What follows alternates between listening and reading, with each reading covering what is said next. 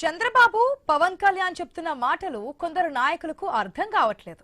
కూటమి పార్టీల నేతలు ఎవరికి వారే కార్యక్రమాలు నిర్వహించడం పశ్చిమ గోదావరి జిల్లా నర్సాపురంలో చర్చగా మారింది.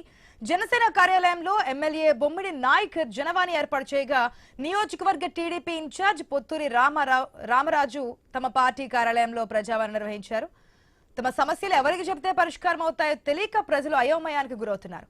ఒకే రోజు వేర్వేరుగా ప్రజా సమస్యలు స్వీకరించడం అధినేతల మనోభావాలకు వ్యతిరేకంగా పనిచేయడమే అనే విమర్శలు కూడా వస్తున్నాయి. రైట్, డీటెయిల్స్ తెలుసుకుందాం మా ప్రతినిధి భార్గవ్ ద్వారా. రైట్ భార్గవ్, ఒక పక్కనేమో అటు సీఎం కావచ్చు, డిప్యూటీ సీఎం కావచ్చు, రాబోయే 15 సంవత్సరాలు మేమే ఉంటాం, దానికోసం ఎన్ని ఎత్తులైనా వేస్తాము, మేమే ఉంటాము, కూటమిగా ముందుకెళ్తామని చెప్తూ ఉన్నారు.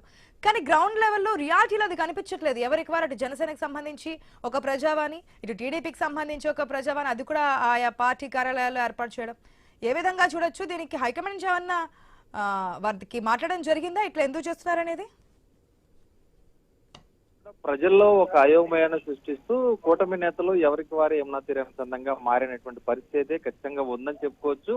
క్షేత్రస్థాయిలో పైన అధినేతలు ఏం చెప్తున్నప్పటికీ కూడా క్షేత్రస్థాయిలో మాత్రం ఈ గందరగోళం, అలాగే కేడర్ మధ్య దూరం అనేది కూడా ఉందనేది ఈ ప్రజావాణి కార్యక్రమ నిర్వహణలోనే అర్థమైపోతుంది. ఇప్పటికే అటు ఉమ్మడి పశ్చిమ గోదావరి జిల్లా వ్యాప్తంగా కూడా దాదాపు అన్ని అసెంబ్లీ నియోజకవర్గాలు అంటే జనసేన ఎమ్మెల్యేలు ఎక్కడైతే ఉన్నారో ప్రధానంగా ఆ నియోజకవర్గాల్లో అత్యధికంగా అటు పోటాపోటీగా ప్రజావాణి కార్యక్రమాలు నిర్వహిస్తున్న పరిస్థితి ఉంది. భీమవరంలో ఎమ్మెల్యే అంజిబాబు ప్రజావాణి నిర్వహిస్తుంటే అక్కడ టీడీపీ జిల్లా మాజీ అధ్యక్షురాలు తోట సీతారామలక్ష్మి ప్రజావాణిని నిర్వహిస్తూ ఉండడం అయితే ఇప్పటికే కొనసాగుతూ ఉంది.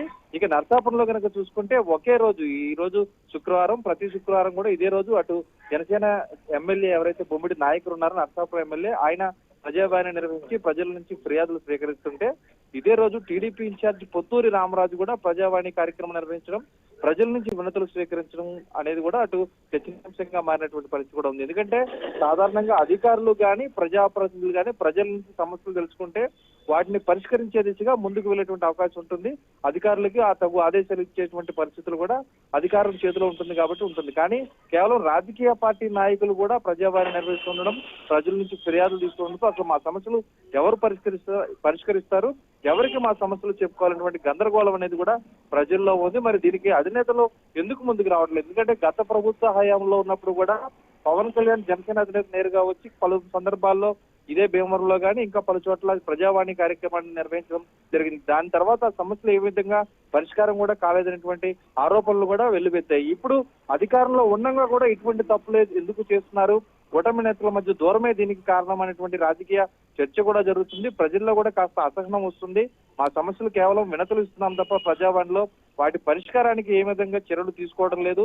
కేవలం అధికారం ఉన్నవారు మాత్రమే ఇటువంటి కార్యక్రమాలు నిర్వహించాలనేది కూడా వారి నుంచి డిమాండ్ అనేది కూడా వినిపిస్తుంది. Right Bhargav, thanks for the update.